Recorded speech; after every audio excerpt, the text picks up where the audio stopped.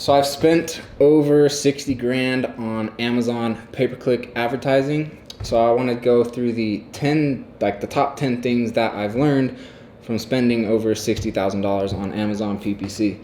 So let's first give the proof for the non-believers. All right, so here's a look inside one of my Amazon Seller Central accounts. This is the first one I created and started selling from. I also created a backup in case something happened to this one.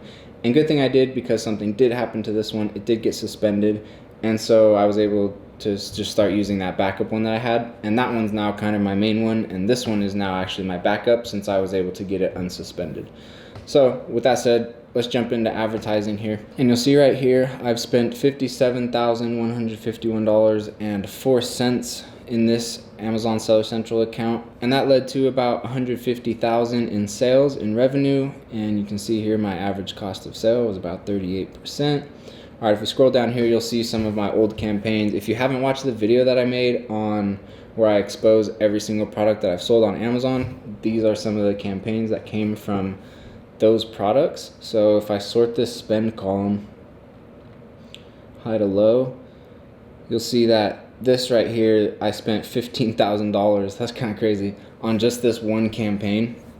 And then 7,000, 6,000, 3,000. So anyways, I spent a lot of money on Amazon PPC. And then in my other account, I've also spent a good amount on advertising. The bulk of it has been in this account that I just showed you.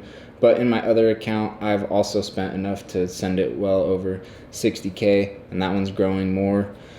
So I've spent quite a bit of money on Amazon PPC, and so I want to give you the top 10 things that I've learned from all this money that I've spent on Amazon PPC, because it obviously works, or I would not have spent 60 G's on Amazon PPC.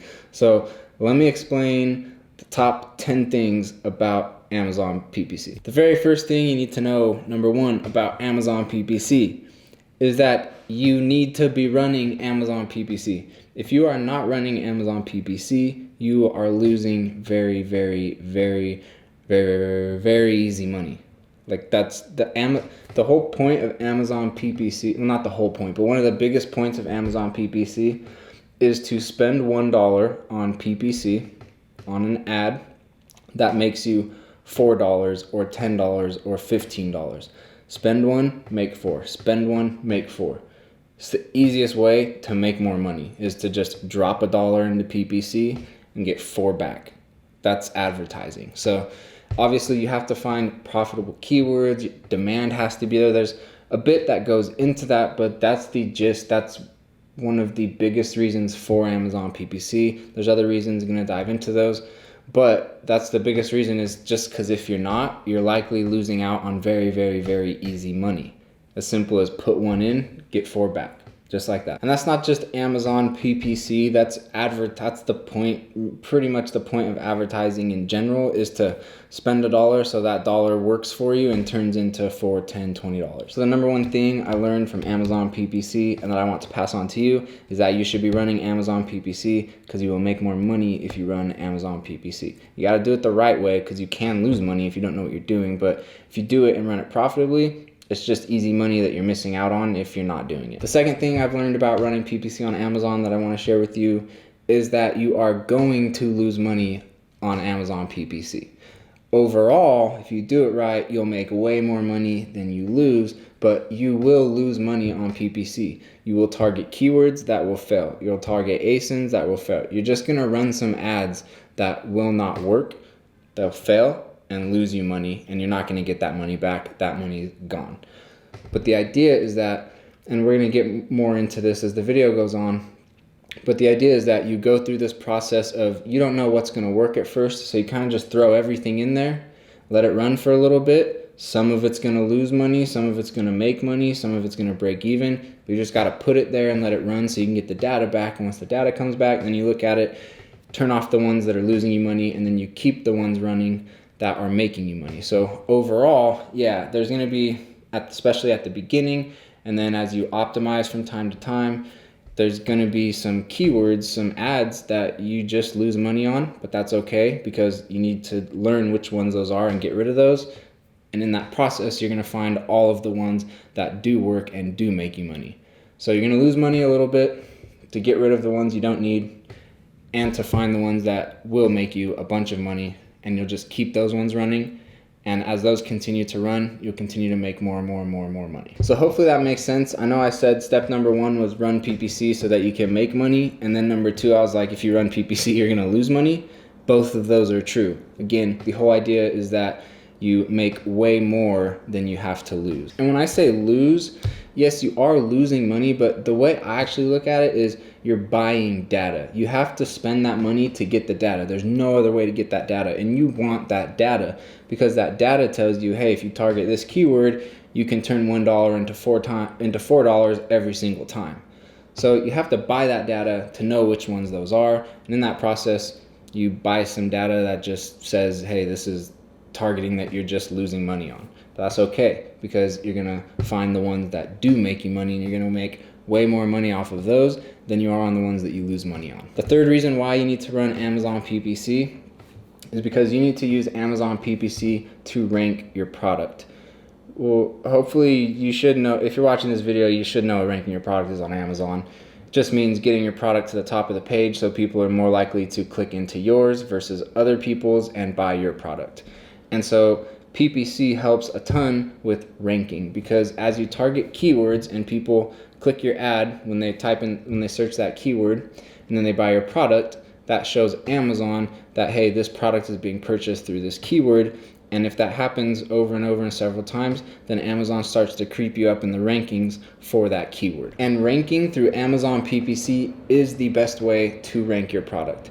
Don't try to rank through giveaways. That's long gone. Don't try and do that. Learn to rank your product through Amazon PPC. And yeah, it requires more skill than doing giveaways. Good. Like, be more skilled at running ads. That's a very good skill to learn. And as you get better and better with running Amazon PPC and understanding Amazon PPC, what you'll learn is that it's literally just like moving levers, and as you move those levers, you can kind of like move your listing up and down in the rankings. So for a quick example here, let's say you've been running PPC already and it's been going pretty well. Now let's say that your product, for whatever reason, dropped from the top spot, maybe down to like the 4th spot, and you want to get it back up there. How are you going to get it back up there? How are you going to increase your rank? Well, what you can do is go into PPC, and through your PPC campaigns, get more people to purchase through the keywords. And if you really want to kind of go deeper into this strategy, you can even go into running your PPC at break even, or even losing a little bit, just to increase velocity of sales through that keyword so that you can rank higher. And so you could go in and play with your campaign, and maybe you have some break even ads or some that are losing a little bit that you've turned off, but maybe you go in now and turn them on for a little bit so you get sales through there, and that'll increase your rankings, which will lead to a lot more organic sales, which will make you more money overall. So you can literally go in there and play with PPC like that, and that's why it's so important to ranking. All right, so number 3 is PPC helps you rank. Number 4 is PPC gets you reviews. Now, not just PPC alone. What you have to do is run PPC so that your sales increase, so more people are buying your product. Then you have to have a follow-up email campaign in place, an email sequence. And those emails are encouraging them and inviting and asking them to leave a 5-star review on your product. Now, obviously, you'll also be able to, just through organic purchases, those people will be able to review your product as well. I'm not saying that reviews won't come from there as well, but I'm saying as you increase the velocity of sales, so the more sales that you have, the more reviews you'll get. So say the ratio is 1 review for every 100 sales. Well, if you're selling 100 a month, you get 1 review a month. But if you can increase your sales to 300 a month, then now you'll get 3 reviews a month. And one of the ways you can do that, probably the best way you can do that, is through PPC. Again, it's a combination of using PPC to rank, so you're getting more organic sales, and that helps you go from 100 sales a month with 1 review to 300 sales a month for 3 reviews. But also PPC will do the exact same thing. The more aggressive you are with PPC, the more people will purchase, and the more, and just simply off of more people purchasing, you'll end up getting more reviews. But you do need to make sure that you have a follow-up email sequence in place to really take full advantage of getting those reviews. Because if you don't do that and you just run PPC and just the organic sales, like Sure, you might still get some reviews, but you'll also be missing out on a lot more reviews that you could be getting if you're aggressively running PPC with a follow-up email campaign. And to give you an example, I launched a product almost 2 months ago. I had one friend drop a review just to get one on there. I'm pretty cautious now about even just friends and family dropping reviews on my products. I'm not even trying to get a handful of those anymore these days. Like, just one is, I think, smart. So there's one gold star there, one 5-star review. And then I go aggressive on Amazon PPC to try and get ranked and to increase sales so that I get more sales, and then my follow-up campaign's in place. So all of that then leads to more reviews. What I was getting at is, I launched this product almost 2 months ago. I got one friend to leave that one review, and then all the rest of it was just organic sales, my PPC with my follow-up campaign, and I'm now at 17 reviews. That's pretty good, and no, that's really good, actually. In like 2 months to get that many reviews. Hey Google, stop. Number 5 is you need to know your ACOS, your average cost of sale, ACOS. That's the number that's going to tell you if your ads are running profitably, at break even, or losing money. And how that works is, say you're selling your product at $10 and say your average cost of sale is 30%. That means 30% of those $10 was the amount spent on PPC in order to make that sale. So like we said, we're selling the product at $10 and the ACOS is 30%. That means that we spent $3 on PPC to make that $10 sale. And that's how ACOS works. So if we're selling the product for $10, the ACOS is 30%. That means we spent $3 on Amazon PPC. So 10 minus 3 is $7 that we made. And then you have to subtract Amazon fees. So let's say that's $2. 7 minus 2 is 5. And then let's say the cost of the product is $1. So 5 minus the dollar is 4. So our profit with that 30% ACOS on this make-believe product right here is $4. Number 6, I've learned to test every single keyword, every single ASIN that's relevant that I can find, because you just don't know what's going to convert profitably and what's not. And there's tons and tons and tons of different keywords, ASINs out there that could convert. You just have to plug them in. So when I first started running PPC on Amazon, I was not super aggressive. That happened progressively, just as I learned it and got more comfortable with it. I mean, I went for it at the beginning. I wasn't super shy about it. I started running it and I spent my money. But at the beginning, like when I first started selling on Amazon, really all I was doing was using the auto suggest in the search bar and then pulling keywords from other competitors' listings, and that was it. But what you want to do now, do both of those still, but also use inside of Amazon PPC when you're creating the ad. Amazon will suggest some, throw those in there. But Helium 10 is this is a separate video on Helium 10 and how to do this, but so you know what it is, use Helium 10, use reverse ASIN, Cerebro, and just get piles of keywords from there. I don't want to get too in depth, but those tools will help you pull tons of keywords from competitors' listings, etc., etc. So just gather all the keywords that you can and throw them in. Again, this is going to go back to steps 1 and 2. Like, you're going to lose money on some. That's going to happen. But as you do that, you're going to find some that are profitable, that'll make you way more money over the next months. And this kind of leads me to the next one, which is to run auto campaigns. And the main reason you want to do that is because if you run auto campaigns, it generates what's called a search term report. You can download a search term report, and that search term report will have a whole big list of keywords that people have been searching and also ASINs. And so you want to then take all of those keywords and all of those ASINs, plug them in and test them. Because how auto campaigns work, they're different than manual. Manual, you plug in the keywords that you tell Amazon to target, but on auto, Amazon just does all of that itself. But then what it does is it spits you back a report saying, hey, here's all the searches. And it includes a list of actual search terms that people have searched, not search terms off of other listings. These are actual people typing it into the search bar. So those can be extremely, speaking from experience here, you need to run auto, you need to get those reports, and you need to plug those keywords and ASINs in as manual campaigns, because you will absolutely 100% find a bunch of keywords you never would have thought of, you never would have found anywhere else, and you'll find some that will be extremely, extremely profitable. All right, so I think the next one is number 8. We're going to talk about some manual campaigns here. Oh, actually, real fast. So one last thought on the auto campaigns, how you want to run them or how I prefer to run them is I like to run them typically on a lower budget over a long period of time because they tend to not be the most profitable campaigns. And I actually even run my auto campaigns at a loss, even if they're losing money, just so I can get that search term report, because I know there's valuable keywords, profitable keywords in that search term report that I can target that will make me more money than the money that I'm losing on the auto campaign.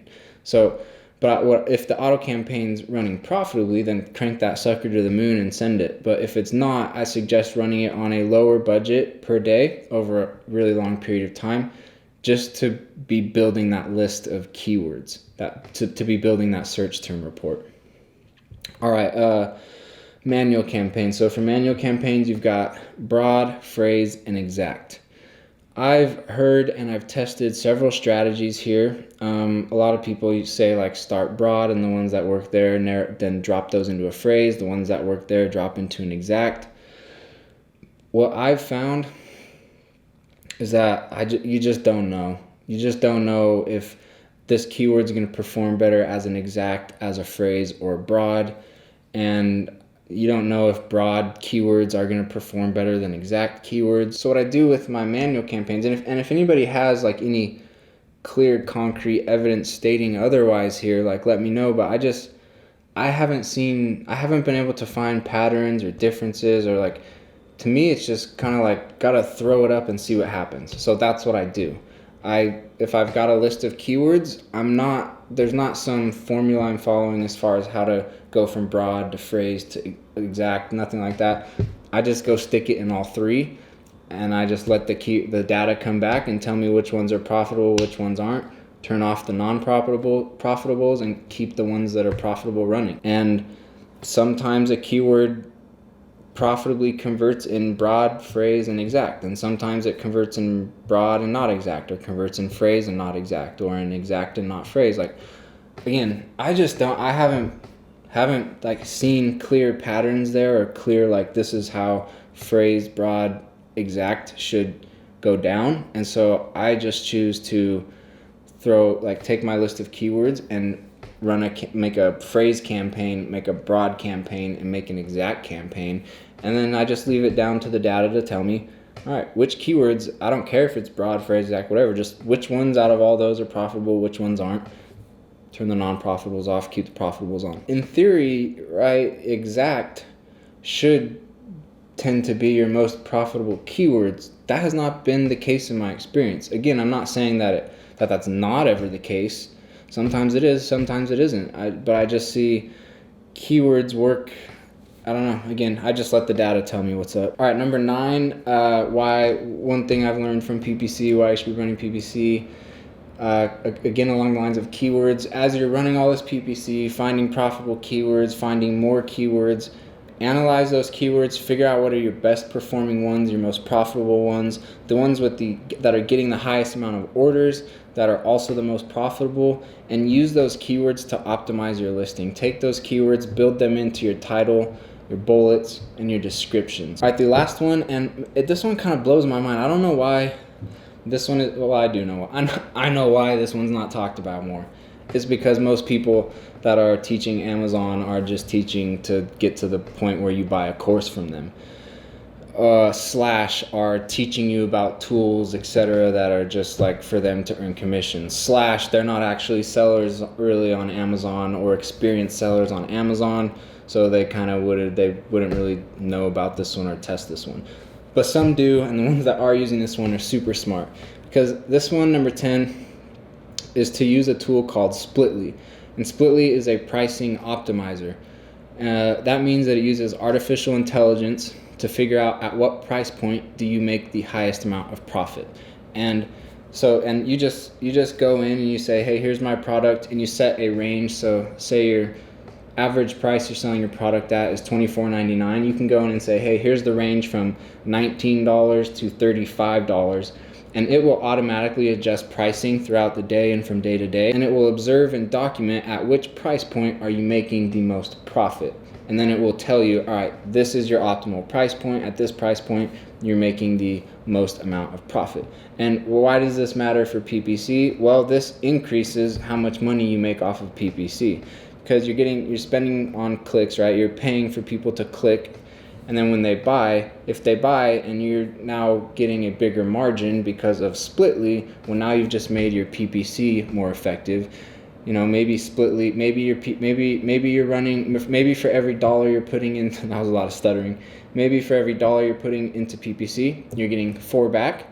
But maybe once you run Splitly and you figure out your optimal price point to maximize your margin, then now maybe that $1 you're spending on PPC is turning into $6 instead of $4, just because you started using a completely hands-off, artificially intelligent pricing optimizer that's figuring out your max, at what price point is your max margin. And it does include and pay attention to your Amazon PPC spend and all that, and it takes that into account as well. So it really does a tremendous job. To give you an example, I made a video on this a long time ago.